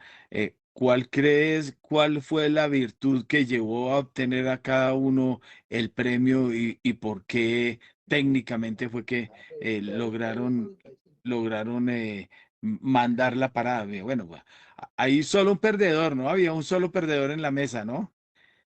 Héctor Hernández con Santa Fe, ¿no? Entonces ese era el único a él no perdedor. lo recibimos, no, a él no lo recibimos en nuestra mesa. Entonces yo le estoy Exactamente. diciendo, en la mesa mía estaban todos, mi mesa Todos era los la de los ganadores. ganadores. Héctor Hernández Es- llegó tarde, se hizo en otra mesa, pues yo creo que a él ah, la recibieron con, con pasión, porque sí, ya que usted dice, perdieron. sí, bueno, pues era obvio. Entonces eso no. Bueno, vamos aquí, pues voy por cortesía, aunque hay teorías que dicen lo contrario, pero voy por cortesía con la dama. O sea, Laura. Cuéntenos la historia de qué pasó con el premio que recibió eh, el Departamento de Investigaciones Económicas de Bancolombia, o los varios, que vi varios en la lista también. Así es. Pues lo primero para resaltar respecto a los premios es que es un reconocimiento al trabajo que hacemos desde todas las áreas de investigación. Ustedes han visto lo difícil que es navegar en medio de tanta incertidumbre, estar totalmente al día y tratar de tener una visión prospectiva de hacia dónde va el mercado y también tratar de calmar los ánimos como lo venimos haciendo en medio, digamos, de tanta turbulencia. Así que un reconocimiento muy especial a la Bolsa porque pues ya lleva muchos años haciendo este concurso. Y al margen de los resultados, es un verdadero honor competir con todas estas analistas que cada vez dejan el nivel técnico más elevado. Quisiera además resaltar que somos cada vez más mujeres líderes de equipos económicos, con todo y que no sé si notaron la mayoría masculina el día de ayer. Se sigue notando inmensamente, pero para mí es un honor liderar este equipo junto a grandes economistas como Juana Telles, como Carolina Monzón y también como Jacqueline, entre otras. Así que una invitación también a que cada vez tengamos más analistas económicas mirando estos datos duros. Y ahora sí, pues hay que sacar pecho. Ganamos 7 galardones en varias categorías. Tenemos una mirada desde el Grupo Bancolombia de lo económico, lo sectorial y de mercados y un trabajo pues con todo y lo difícil que como dicen ustedes es tratar de pronosticar, pegarle la tasa de cambio en un año digamos tan incierto. Creo que mantener la templanza y mantener una visión como de los estructurales y desde los fundamentales, así nos equivoquemos en el corto plazo, pues nos deja, digamos, un parte de tranquilidad y ayuda a navegar estos momentos tan difíciles, no solo a nuestras compañías, porque eso es un trabajo que hacemos para nuestras organizaciones y que se puedan destinar los recursos en los mejores activos y demás, sino también de cara al público general, con una voz que cada vez tratamos de hacer más pedagógica, porque volviendo al tema electoral, si uno mira la economía, hay muchos indicadores que denotan que las cosas van muy bien y acá los analistas todo el día con cansancio decimos que hay cosas que no van bien. Entonces se requiere pedagogía y hace parte del trabajo para resaltar de todos nosotros. Bueno, muy buen resumen. Gracias, Laura, por acompañar. Y felicidades. Bueno, también veo por aquí, lo vi por ahí muy aplaudiendo cuando se iba dando la lista. Juan David Ballén, el director de análisis y estrategia de Aval Casa de Bolsa. Entonces, también sacando pecho Aval por ese lado, o me equivoco. Claro que sí, nosotros estamos muy contentos. Esta es la primera vez que participamos representando a Aval Asset Management, que se compone de Aval Casa de Bolsa y Aval Fiduciaria. Entonces habían grandes expectativas y pues gracias al apoyo de todos ustedes, quienes nos siguen y quienes leen nuestros informes, también recibimos 4 reconocimientos. Fueron 2 de ellos de oro en renta fija y en acciones, en la categoría de inversionistas institucionales, que yo diría que es una de las categorías también que son como más relevantes de los premios. Y adicionalmente ganamos otras 2 categorías con bronce, que fue en agregados macroeconómicos y en innovación. Y pues me quiero enfocar y concentrar en esta última, que es una categoría que es un gran desafío para todos los equipos de investigación, porque la bolsa todos los años nos pone a pensar como qué ideas nuevas traer al mercado, qué producir. y es una tarea que nos toma un gran tiempo en poder aterrizar. Y en el caso nuestro, por ejemplo, nominamos un informe que hacíamos sobre endowments universitarios, que son como los portafolios de inversión que administran las universidades a largo plazo, con la que normalmente se financian becas, entre otras cosas. Entonces, en ese caso, pues a los que estén interesados pueden encontrar en internet nuestro análisis y por eso recibimos ese reconocimiento. Y pues no quiero terminar sin agradecerle pues a todo el equipo nuestro que está detrás de todo lo que producimos. Somos actualmente 7 personas que estamos constantemente haciendo los análisis, como bien decía Laura ahorita, en unos años tan complejos. Y también a la Bolsa, Fedesarrollo y ustedes por el patrocinio. Entonces, no cerrar sin agradecerles a todos por el apoyo. Bueno, gracias Juan David. Pasemos con Carlos Alberto Velázquez, director de investigaciones económicas de Alianza Fiduciaria. Adelante, Carlos Alberto. Bueno, Héctor, sí, desde Alianza nos encontramos muy satisfechos con los premios que obtuvimos el día de ayer, en particular 3, oro, plata y bronce en diferentes categorías. Y digamos que lo interesante que nosotros queremos destacar es que pues, este trabajo que nos permite hacernos con estos premios está sustentado con años de trabajo, con un análisis de la evidencia empírica y sobre todo con una visión audaz y, si se quiere, arriesgada respecto a estos pronósticos. En particular, hablo del oro que obtuvimos en tasa de cambio, ¿no? Entonces, sabemos que la tasa de cambio es una de las variables más difíciles de predecir, dada su volatilidad, y pues para ello, para cumplir con este objetivo, nos basamos en unos análisis de ciclos, y también para ello pues nos proponemos aislarnos un poco de todo el ruido, como lo estábamos hablando hace unos minutos, que si bien tiene una incidencia muy particular, todos sabemos la gravedad de los desbalances en términos macroeconómicos que presenta el país, pues lo cierto es que también hay una serie de factores, y particularmente los globales, que pues llevan a que muchas veces todos esos temores que tienen los analistas locales pues no se vean reflejados necesariamente en una tasa de cambio depreciada, como podría pensarse. Y pues de hecho, y dejo ahí la ñapa, nosotros nos sostenemos en lo que es el pronóstico para cierre del 2026 en 3.200, algo que pocos están viendo y que consideran muy arriesgado, pero ya ve usted que nos ha ido bien a lo largo de los años con esta visión. ¿Dólar a 3.200? Sí, señor. Ah, bueno, se lo cobraremos, ¿no, señor Carlos Por Alberto? supuesto. Y aquí estamos todos.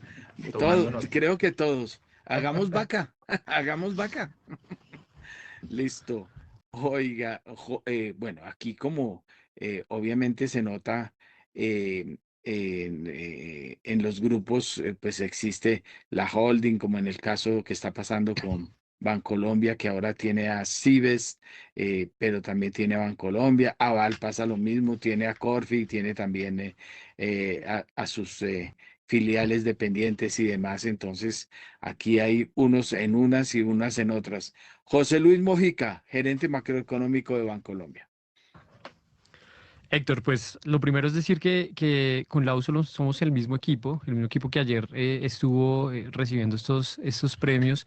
Y lo que yo agregaría, justamente lo que estaba diciendo Lau, es básicamente que nosotros hemos en los últimos años encontrado un reto enormemente provechoso en la categoría de innovación, una categoría que nos da la oportunidad de estar pensando en nuevas oportunidades y nuevas estrategias para comunicar, pero además para sacar información, indicadores que cada día se vuelven cada vez más importantes para leer este panorama económico. Y aprovecho el espacio para contar un poco que el año pasado nos dimos a la tarea entonces de diseñar un nuevo indicador con nuestros datos transaccionales que lee justamente el recaudo tributario y el ritmo de la ejecución presupuestal casi que en tiempo real, para leer justamente entonces cómo va ese déficit fiscal, cómo van esas finanzas públicas que se han vuelto tan relevantes y tan importantes en medio de los desafíos que enfrenta nuestra economía. Entonces, bueno, yo creo que al final del día es un ejercicio que no solamente ha hecho nuestro equipo, sino que en general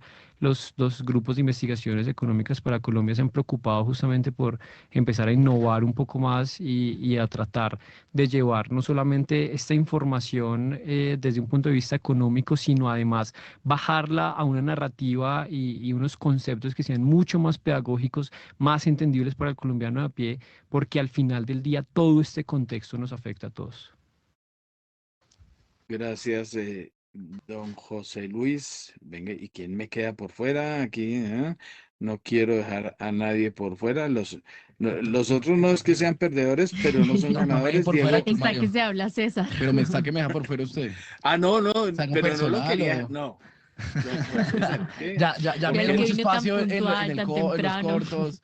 En Edgar habló mucho conmigo. televisión. No, es que lo vi en televisión, entonces como don Edgar Layton lo sacó en televisión, yo dije, dejemos de último a César, pero bueno, hágale, don César, ¿cómo es este trabajo? ¿Cómo se hace el trabajo sucio de análisis y demás? Bueno, Héctor Mario, pues primero destacando que no es un trabajo sucio, al contrario, es un trabajo que me llena. Digo yo entre comillas.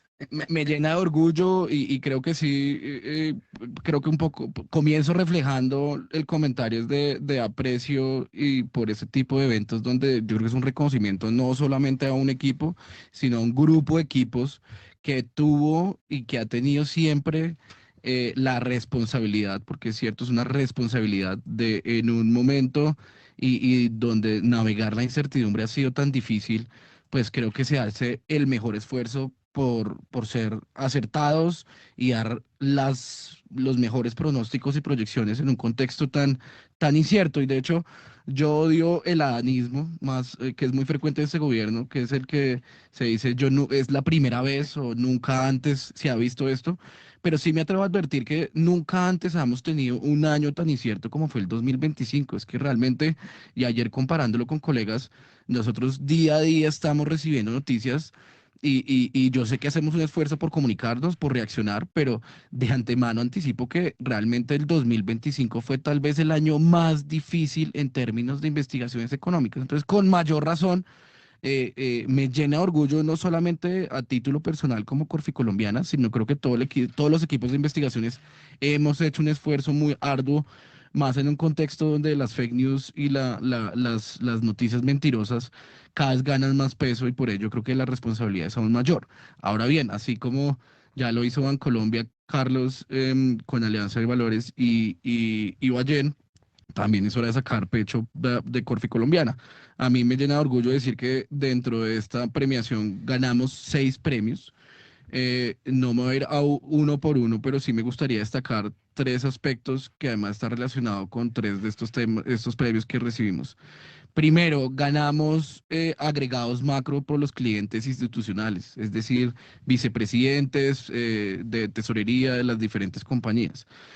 Creo, y esto es un reconocimiento al equipo de trabajo, realmente es que tener las mejores proyecciones o ser considerados por los vicepresidentes y jefes de tesorería en los agregados macro, es decir, en PIB, en tasa de interés, en inflación, en ese año tan retador donde cambiamos tanto de pronósticos, pues demuestra el buen trabajo que venimos haciendo, que lo seguiremos perfeccionando, pero si hay un equipo muy dedicado al análisis macro, al análisis sectorial y al análisis financiero, que es lo que hemos profundizado en los últimos años. Segundo premio que quiero reconocer, y acá competimos cabeza a cabeza con Bancolombia.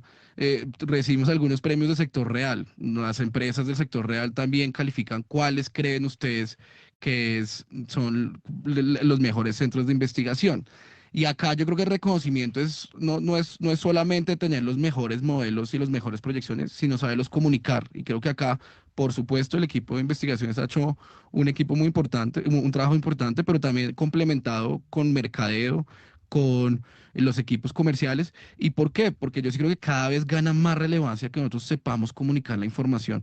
De nada sirve que seamos los mejores pronosticadores cuando no logramos comunicar bien y que la gente entienda los mensajes. Entonces creo que eso es reflejo, y acá con Bancolombia, que estamos compitiendo activamente, pues de esa manera de procesar ese trabajo limpio, y que le llegue a cada vez más y más a usuarios, y en particular a usuarios del sector real. Y cierro tal vez con el que yo creo que, digamos, cerramos con broche de oro, que fue el que ganamos de innovación, donde no es solamente ser técnicos, no es suficiente con comunicar bien, sino por supuesto, y en esa coyuntura creo que hay que ser innovadores. Y acá, de hecho, presentamos un proyecto de inteligencia artificial, creo que lo mencioné ya en el video que salió previamente, pero sí me gustaría destacarlo porque yo creo que por un lado tenemos que hacer cada vez más uso de la inteligencia artificial, procesar. Nosotros manejamos información muy grande, entonces esto nos ha facilitado y nos ha permitido tener un acceso mucho más rápido y efectivo de la información, pero además poderlo compartir con la gente. Nosotros procesamos con una inteligencia artificial una información muy grande y lo publicamos en unos dashboards, es decir, como en unos tableros virtuales que ya están asequibles a la población y a nuestros clientes y en general a toda la gente que nos sigue. Y por lo tanto creo que esos tres elementos resumen muy bien lo que más nos llena de orgullo. Primero, un trabajo excelente por parte del equipo de investigaciones de Corfi. Segundo, ese esfuerzo que venimos realizando por comunicar mejor las ideas. Y por último, ser innovadores y utilizar las herramientas de inteligencia artificial para poder ser mejores pronosticadores dentro de este contexto. Y acabo de advertir que espero el próximo año estar en esta misma mesa y ojalá ya decir que no fueron 6, sino fueron 7 u 8 y que Bancolombia le ganamos. Deje uno. Sí, eso veo. No en sana Bueno, competencia, pero ahí se nota el... Ese es el reto. sí, ese es el peligro de invitarlos a todos ahí que les den por hacer otras cosas. Bueno, Daniel Támara, adelante con su actualización de las noticias macro para aprovecharlos, porque yo creo pues, es que tenemos poquitos minutos, ojalá alcancemos a dar todos los cambios necesarios de aquí a las 8:10 de la mañana. Así es, Héctor Mario. Bueno, buenos días para usted, para todos los oyentes, todos los analistas que están en la mesa de trabajo. Pues arrancamos esta actualización macro contándoles que al 20 de febrero el Ministerio de Hacienda colocó de forma directa más de 10.1 billones de pesos en TES. Eso equivale al 126,6% de lo que esperaba darles a las entidades públicas en todo 2026. Recordemos que en el Fuentes y Usos que presentó el director de Crédito Público a comienzos de este mismo mes, apuntaba a que las convenidas con las entidades públicas iban a ser de 8 billones de pesos y como decimos, al 20 de febrero ya van en 10.1 billones de pesos, entonces se sobrepasó pues ya ese techo y habrá que ver pues qué nos presenta en el plan financiero que seguramente está próximo a darse a conocer. Y también en ese sentido, en lo corrido de este año al 20 de febrero, ya van 4 canjes de TES solo con la Tesorería Nacional. Recordemos que en enero se hizo uno con el mercado y estos canjes con la Tesorería ya suman 2,83 billones de pesos. En su mayoría han sido intercambios de títulos de corto plazo por títulos de largo plazo, excepto en el más reciente canje que fue a finales de la semana pasada, en el que solamente se recogieron 29 largo plazo y en contraprestación pues se entregaron 33 de largo plazo. También hay que tener en cuenta que con este comportamiento, lo que se ve es que al 20 de febrero el saldo de TES viene creciendo cerca de 15,54 billones de pesos frente al cierre de enero, alcanzando o bueno, o estando muy cerca de superar el máximo de crecimiento mensual que había sido de 15,9 billones de pesos en abril del año pasado. Había crecido cerca de 15,9 billones de pesos, acá ya va creciendo 15,5 billones de pesos al corte del 20 de febrero, entonces muy seguramente se superará ese máximo porque acá todavía no se cuentan las subastas que se hacen esta semana y seguramente pues al ritmo que se vienen haciendo las convenidas, seguramente habrá una que otra convenida en esta última semana de febrero, por lo que muy seguramente se acercará a las cifras de más de 17 billones de pesos al cierre de este mes. Excluimos hoy, obviamente, estos cálculos el mes del TRS, en el que el saldo de TES creció más de 24 billones de pesos, pero recordemos que en ese mes cerca de 21 billones de pesos correspondieron a lo que entregó el gobierno como colateral para terminar de cubrir el haircut en la ejecución del Total Return Swap. Entonces, pues excluimos ese mes y excluyendo ese mes, el más alto en crecimiento mensual, pues será febrero de 2026. En ese sentido, también le cuento que ayer hubo subasta de test largo plazo, en el que el gobierno pues volvió a sobreadjudicar la subasta con una demanda que superó en 5 veces la oferta y puso 1,13 billones de pesos. Sin embargo, la tasa de interés a la que cortó, porque solamente está subastando una referencia que es la del 2030, la tasa de corte creció en 54 básicos si se compara con la colocación de 15 días atrás y se ubicó en el 13,9%, es decir, muy cerca ya del 14%. Ayer lo titulamos como casi al 14% se está fondeando el gobierno en las subastas de test largo plazo. Recordemos que en las de corto plazo ya se está fondeando por encima del 13%. El corte de la subasta de test corto plazo esta semana fue el 13,05%. Y digamos que a pesar de esta oferta de test que viene mostrando de forma importante el gobierno en febrero, la caja en pesos al corte del 20 de febrero presenta una caída del orden de 8,7% frente al mismo periodo de 2025. Se ubica en concreto en 14,2 billones de pesos cuando un año atrás era del orden de 15,55 billones de pesos. Eso sí, frente a la semana anterior, es decir, comparando con el 13 de febrero al 20 de febrero, pues hay un incremento, en este caso del orden de 2,6 billones de pesos, porque una semana atrás la caja estaba en 11,6 billones de pesos, pero pues acá la noticia es que pese a que hay una mayor oferta de test en febrero, pues la caja sigue cayendo en términos anuales, recordando pues que viene ubicándose en los recientes años pues en mínimos históricos durante estos periodos. Y dos daticos antes de que sea en las 8 de la mañana. Lo primero es que la deuda en dólares del gobierno al corte de enero está en mínimos históricos, representa cerca del 19,01% del total de las acreencias del gobierno. Este es un mínimo histórico y esto se está dando principalmente por las operaciones de crédito público que pretenden diversificar, digamos, la exposición cambiaria de la deuda externa de Colombia, tanto así que ya el corte de enero en la deuda que tiene Colombia en francos suizos, que hace un año pues no existía, ya representa cerca del 6,54 de la deuda total del gobierno y las acreencias en euros, que hace un año pesaban 2,67%, ya el corte de enero pesan 4,35%. Eso sí, la deuda en moneda local es la que más pesa, digamos, está alcanzando máximos de más de 70% en el peso total de la deuda, siendo pues obviamente la deuda en peso la que más tiene relevancia con cerca del 67,56%. Y los dos datos finales, el índice de confianza comercial creció cerca de 8,2 puntos porcentuales en enero de este año frente al cierre del 2025 y se ubica en 26%. Sin embargo, la confianza industrial disminuyó en 0,8 puntos porcentuales, se volvió más negativa, había cerrado negativa en 2025, pero se volvió aún más negativa y se ubica en menos 1,5% para el cierre del primer mes del 2026. Sector Mario, el paquete pues macroeconómico, las noticias que tenemos para hoy. Ya casi son las 8 de la mañana, entonces pues hasta acá paro. 7 de la mañana, 59 minutos. Gracias ahí, Daniel Tamara, por la información. Les contamos antes de ir a la pausa el pronóstico de primera página del comportamiento que tendría el dólar hoy, según el pronóstico que ha hecho el asesor en el área cambiaria, Mauricio Zúñiga. Comportamiento mínimo para la jornada, 3.670 pesos y máximo de 3.720 pesos, con una volatilidad entonces de 50 pesos y pendientes también a las peticiones de subsidio por desempleo en Estados Unidos. Son las 8 en punto.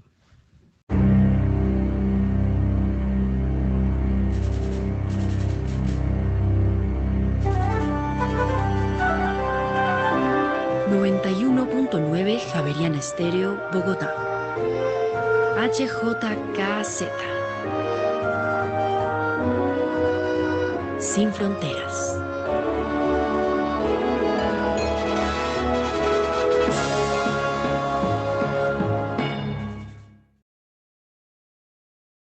¿Listos? Bueno, venga.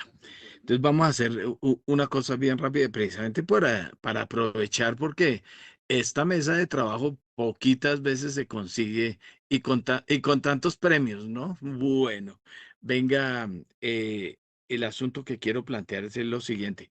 ¿Por qué cada uno no me da su concepto? Ojalá no se alarguen, como obviamente les pido el favor porque nos quedan los 10 minutos últimos del programa y es lo que acabamos de oír. Daniel dio lo que está pasando cómo se está financiando el gobierno, pero el costo, ¿no? O sea, estamos viendo las tasas, lo que está pasando con los test. Empecemos, como siempre. Laura, adelante con su apreciación. Bueno, lo que estamos viendo es la brasilización de la economía colombiana en su máxima expresión. La revista Economist hace un par de semanas habla de este fenómeno y hablaba mucho sobre cómo los países de economías desarrolladas, Estados Unidos, Francia y otros, se están endeudando en unos niveles por encima casi del 100% del PIB de una manera que no va a ser sostenida. Además, en un contexto de altas tasas de interés, inflación presionada, que es el caso de Brasil, donde para atajar la inflación aumentan tasas de interés, mayor endeudamiento y las tasas, digamos, en general de financiamiento son extremadamente altas, pero los mercados son increíblemente benévolos, por ejemplo, con Brasil, y estamos en una coyuntura de mercados emergentes de moda, entonces, pues, aquí de todas maneras estamos viendo unas tasas muy presionadas en lo local, tal vez había un rezago importante, no lo habíamos visto anteriormente, nos sorprendía desde la visión macroeconómica, desde los fundamentales, entendiendo un Banco de la República que tendrá que aumentar sus tasas, incluso por encima, las expectativas del mercado hoy día apuntan casi hasta el 13% de la tasa repo terminando el año. Entonces es un escenario que empieza a ser de alguna manera una tormenta perfecta en medio pues ya sabemos todo el otro entorno, digamos, electoral, la necesidad acá que se está buscando vía caja por todos los frentes, volviendo a mi punto inicial de una fragilidad para realmente atacar y mitigar un poquito todos estos efectos en unos cortos meses, pues hace naturalmente una expansión de esa prima de riesgo que lo estamos viendo en los test por encima del 14%. Algo un poquito más afinado con los fundamentales que en efecto dejan hoy día la deuda por encima del 65% del PIB y con unas estrategias que aquí seguro mis colegas van a hablar sobre cómo el endeudamiento corto versus largo plazo deja también algunas dudas hacia la sostenibilidad. Gracias, Laura. Carlos Alberto Velázquez, director de investigaciones económicas de Alianza Fiduciaria. Bueno, Héctor, sí, evidentemente yo creo que la mayoría, si no todos los analistas coincidimos en que el deterioro de las finanzas públicas, en particular esa ampliación tan significativa del balance primario, no así el balance total, pues sustenta, digamos, todas las preocupaciones y es lo que está o lo que generó incluso el ataque especulativo que incluso reconoció el director de crédito público a la deuda soberana a, a finales de año, ubiquémonos por allí en noviembre, donde ya empezábamos a ver esos temores y aquí y precisamente en esta mesa nosotros hablamos de lo que en su momento publicamos un documento el año pasado en donde denominamos que la deuda colombiana estaba al borde de un ataquiño de nervios, precisamente porque veíamos una similitud importante con lo que ocurrió en Brasil en 2024, en donde su inflación no superó el 6%, y ya aún así tuvieron que elevar la tasa, hablo del Banco Central, hasta dejarla al actual nivel del 15%. Nosotros identificábamos el deterioro de las finanzas públicas, no tanto así en ese momento al desanclaje de las expectativas inflacionarias como el causante de todo este ruido que inclusive estamos viendo actualmente con lo que está sucediendo con gran parte de la deuda pública y sobre todo los test. Vemos esas tasas de corte ya casi al 14 de este nuevo título del 30, y vamos a ver si hay modificaciones precisamente al cronograma de subastas de test, porque recordemos que hasta marzo se va a estar emitiendo solo este título a 2030, pero junto a estas colocaciones directas del 35, pues estamos viendo que la curva media está siendo muy castigada. Entonces, tal vez eso pueda generar unos cambios en la estrategia. Sabemos que el director de crédito público no quiere enfocarse en la parte larga, pero lo cierto es que más allá de todo el desplazamiento de nivel que está mostrando la curva, pues es muy preocupante lo que estamos observando. Ahora, de manera... Venga, acuérdese del tiempo, es que no tengo chicharra para interrumpirlos, va a tocar como Perfecto. en los debates presidenciales, cortarles por lo sano. Es que todavía me faltan 6 en la lista para que me den concepto y me quedan 4 minutos, entonces 30 segundos para cada uno. Juan David Ballén. Bueno, yo me enfocaría en que el alza de las tasas de los test desde mi punto de vista, no está tan asociado a la inflación, ni tampoco al Banco de la República, sino sin duda alguna son más a los desafíos fiscales, gobierno emitiendo gran cantidad de test, realizando canjes que está haciendo que la oferta aumente de manera significativa. Entonces, insisto, más allá de ajustes que ha habido en expectativas de inflación y de tasas, sin duda alguna, esa gran oferta de test que nos ha llenado el mercado este año justifica y explica los motivos de ese aumento tan fuerte en las tasas de los títulos de deuda pública. César Pavón. Héctor Mario, muy breve. A mí, yo creo que hay una parte, por supuesto, que está quitando la anestesia del director de crédito público y lo que venimos anticipando, pero permítame aquí y en esta línea de la competencia sana entre colegas. Yo quisiera vivir en el mundo de Alianza y Valores donde vemos 3.200, donde vemos un gobierno promercado, donde vemos un ajuste fiscal, pero el mercado no miente. Y creo que lo que está mostrando hoy en día los test es esa perspectiva negativa que mencioné al comienzo de mi intervención, es donde llegue quien llegue, estamos entendiendo que la situación fiscal y ese problema fiscal y además lo que mencionó Laura previamente del manejo macro institucional, lo que está en juego, es mucho más riesgoso de lo que se pensaba. Entonces yo creo que está incorporando más que lo actual la perspectiva no tan optimista que creo que mis colegas en Alianza están actualmente. José Luis Mojica. Héctor, muy, muy corto y al punto. Yo lo que diría es que las tasas hoy por hoy están reflejando dos temas. El deterioro fiscal, que es innegable, pero además la incertidumbre en las finanzas públicas que hoy por hoy no ha faltado. Y es que el plan financiero que usualmente nos entregaban en las primeras semanas de febrero, pues hoy por hoy no está, ha brillado por su ausencia.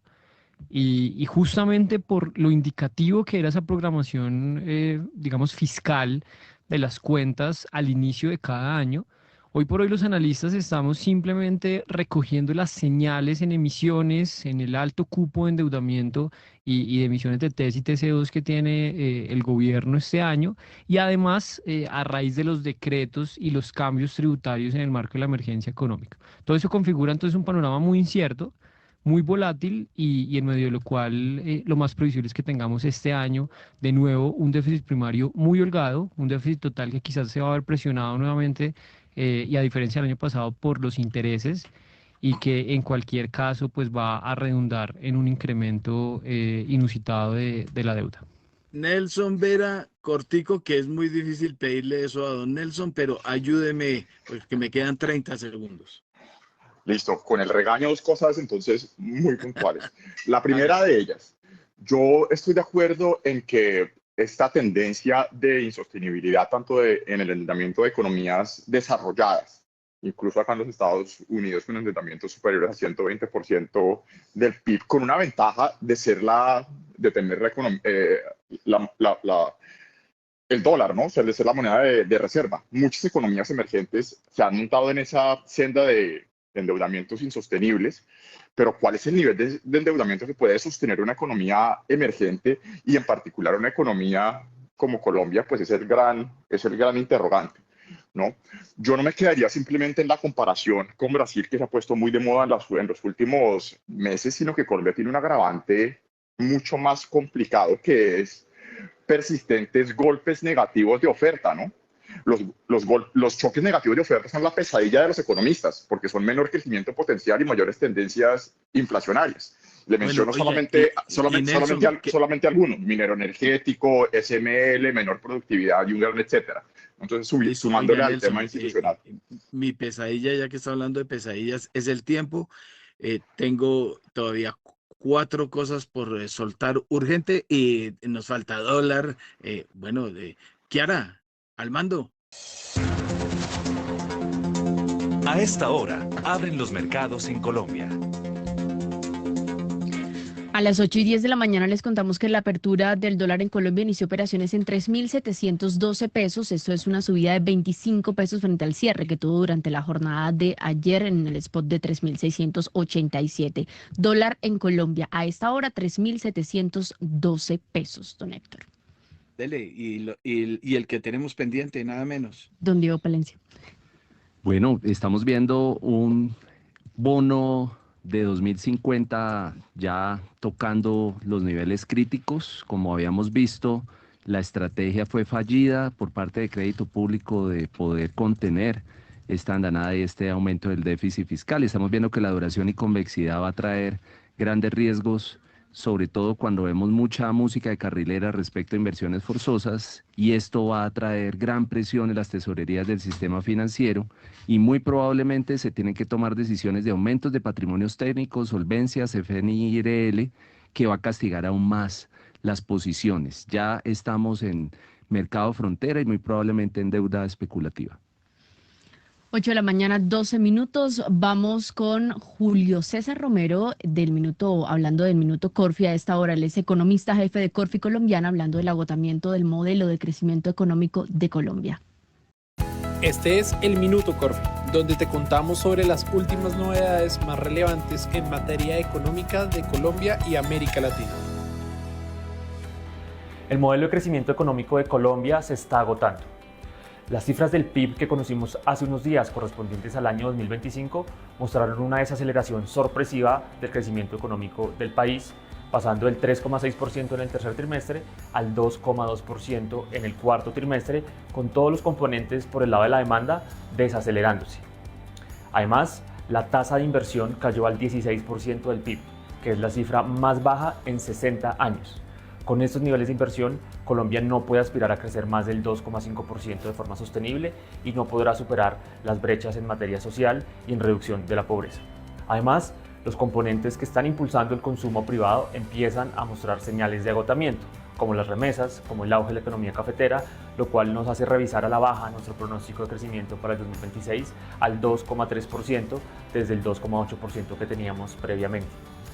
Sin el impulso del gasto público, estimamos que el crecimiento habría sido de apenas 1,7% tanto en 2024 como en 2025, lo que sugiere que es urgente reactivar otros motores de crecimiento, particularmente la inversión, para que el país pueda crecer de forma sostenible y superar todos los retos que tiene para su población. Los invito a que consulten el análisis completo en nuestra página web www.investigaciones.corfi.com. Este fue el Minuto Corfi. Síguenos en nuestras redes sociales como @corficolombiana y consulta nuestros informes en www.investigaciones.corfi.com.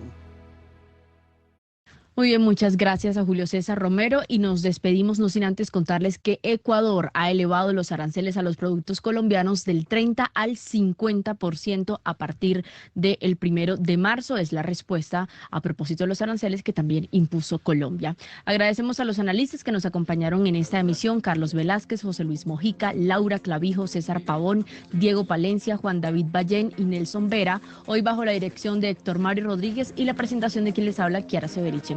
Feliz jueves para todos, siga sintonía de Javeriana Estéreo.